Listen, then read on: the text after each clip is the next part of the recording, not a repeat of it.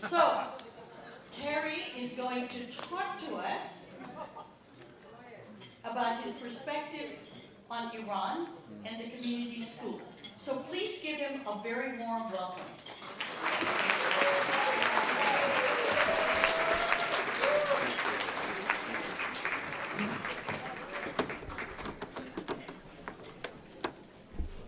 خوش آمد.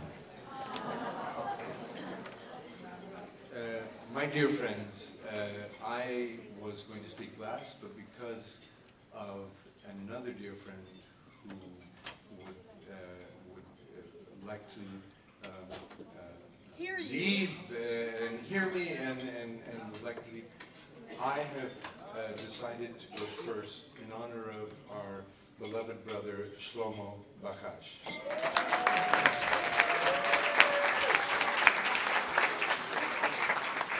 When I was asked by Irene and the committee to share words with you, I thought I would take two selections from a book I wrote a number of years ago. And then I thought that I would share with you a very surreal image or video clip that was shown in Kerman when I returned on the fourth visit back to Iran in about 10 years ago, where Hassan, the gentleman of the story, was honored by over 900 young students in Kerman at a celebration where all of the luminaries of Kerman, poets, writers, artists were being honored, and he was brought in specifically to be raised on stage and celebrated as an ambassador a cultural ambassador of his country who taught for Pesariya Kuchilu, young boys, Farangi, to love his country. And when he comes up on stage, when he came up on stage, the film clip you're going to see before he arrived is what I wanted to share with you, because he received a standing ovation, and it was an extraordinary moment. But I want to begin by reading, so the title of the talk is From Community School to Eternity, a Divine Comedy. And I live in Florence, which is, of course, the city of Dante, so as my wife, a Florentine, says, no, Terenzio, we live in the Isfahan of Italia. Oh, wonderful. So with that, and she couldn't be with us here tonight, but she is with us in spirit. And she has been back to Iran a number of times. So, I begin. In the north of Iran, buttressed by the flanks of the slate-gray Elborz Mountains, sits Tehran, our old home under the neighborhood of Tajrish, clung to the first wave of steeply rising sheets of stone. And for 10 years, it was home. For those who have left it, Mircea Eliade once wrote, the city of their childhood and adolescence always becomes a mythical city. Every September, my three brothers and I dutifully rode off to community school in the heart of the city near the Majlis. Mr. Bogardi, our driver, raced with impunity through red and yellow traffic lights like a bull chasing a matador's cape. We have to catch the green light, Baba, he would shout, while over his radio, Petulia Clark from London sang about going downtown, everybody downtown. And the Supremes would warn him, stop in the name of love before you break my bones. Anyway, heart. But remember, Mr. Bogardi was going through red lights. So, on the tree-shaded, red-bricked campus, we found ourselves thrown together in an alchemy of 40 nation spanning God's wide earth.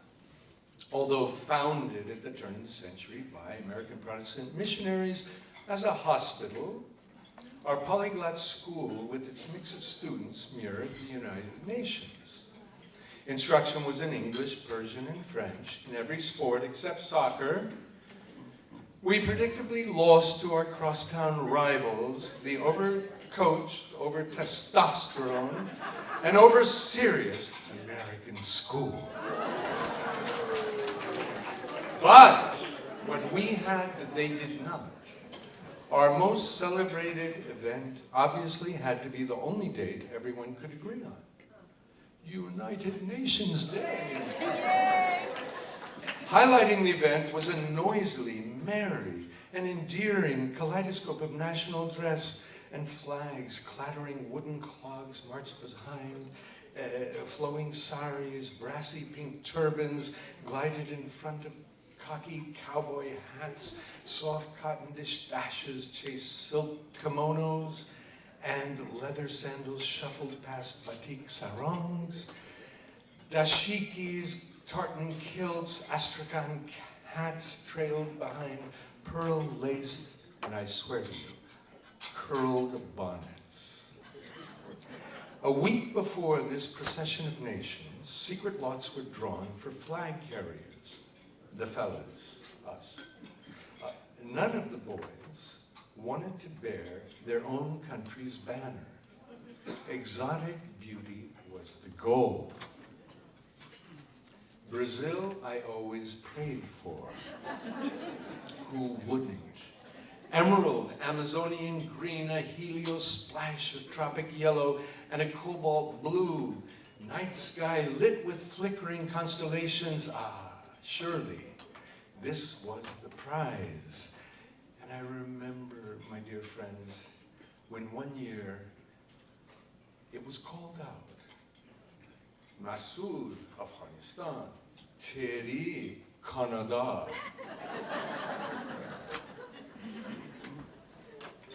That plain red maple leaf. And I wept. For those of you who are Canadians, I apologize. It's just a child's visceral thrust into the abyss. The last vestige of the community school's missionary past could be seen in the mornings at 11. Into the chapel we would reluctantly stream. I don't know if any of you remember this, but I suspect you do.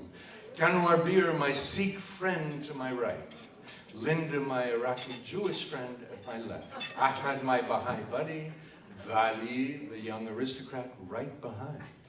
The Reverend, an American from the Midwest, poured such emotion into his sermons that when he was on, like transported, fire and brimstone, all of that, he could transport us to the royal court of Nebuchadnezzar in ancient Babylon, or even to ancient Egypt.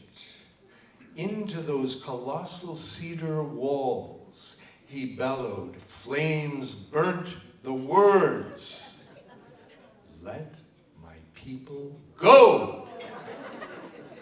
Well, I looked up at the chapel walls and I was shocked to see that day the same fiery words etched under our vaulted ceiling. Hallucinating, of course. My God, could it be, I thought. And then below them, behold, in my imagination, I saw standing there the unbending tree of Shadrach, Meshach, and Abednego. No? You don't remember this, do you? Impassioned and red-faced, after each fire and brimstone performance, the Reverend would then order us to stand up and sing from the hymnal. "Children," one morning he cried out, "page 35, onward Christian soldiers." We all jumped up, of course, and we burst ready to launch into song. The piano sounded. It sounded, and in unison we belted out the first word, "Onward!" And that was quickly followed by an incoherent jumble. Instead of Christian, I heard a cacophony of Muslim, Sikh, Jewish, Armenian, Baha'i, Buddhist, Catholic, Zoroastrian ricocheting off the walls. Unfazed, we boomed on, us children, soldiers marching on to war. Incidentally, Irene knows every lyric of this verse. And the beam ceiling reverberated. Our voices held steady until, with the cross of Jesus going on before, erupted a more confusion of names. Boda, Muhammad, Singh, Moses filled the air.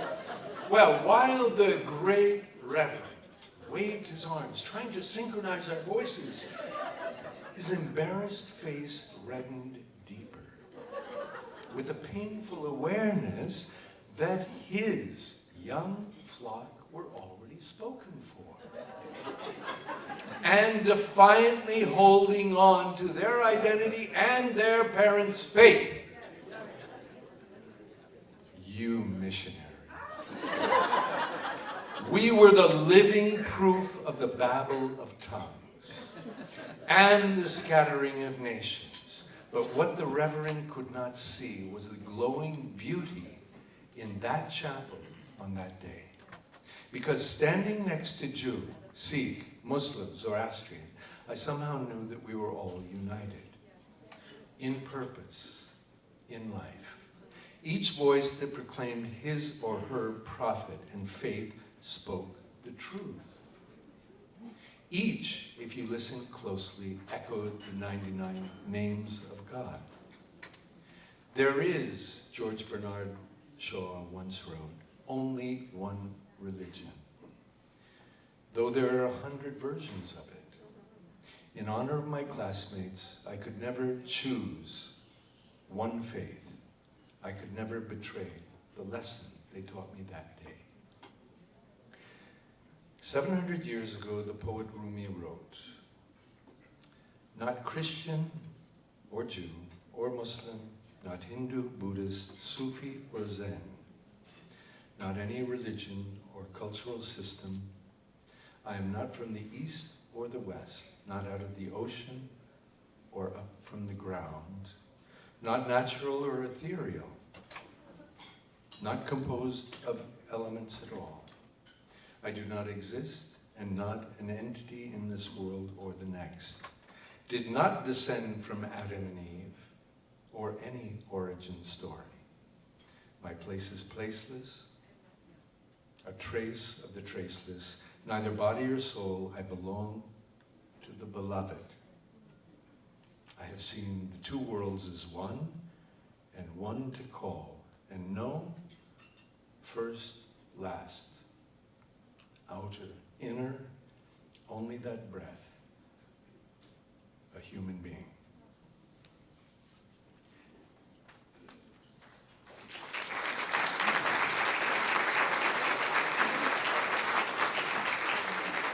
Before we see this little clip, it's just 2 minutes, I wanted to just confirm.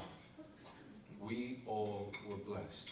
We entered a alternative universe where we were inoculated against bigotry and racism. I only heard words that deeply offended me once I returned to America. I had never heard those words before. And I got into fights over it. And it just seemed the right thing to do. We are a rare group where aspiration was embedded in us and where we knew that there was a better world to be created and to sustain. And all of the dark forces today we will face with light, because that is who. Thank you.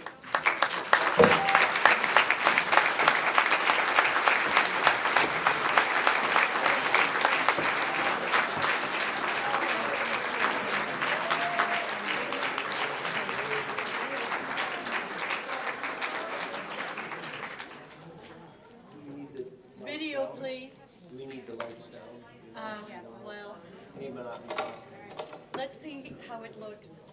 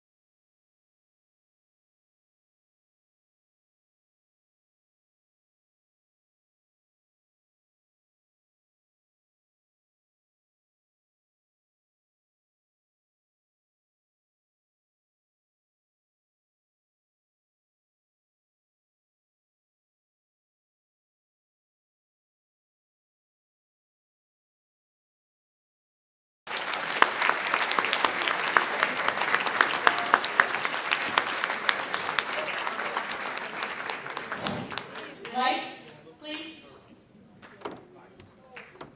Molde grazie.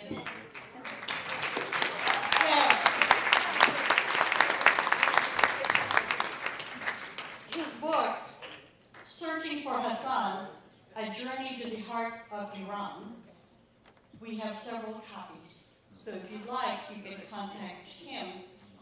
They are with him. It's a fabulous book, so take advantage.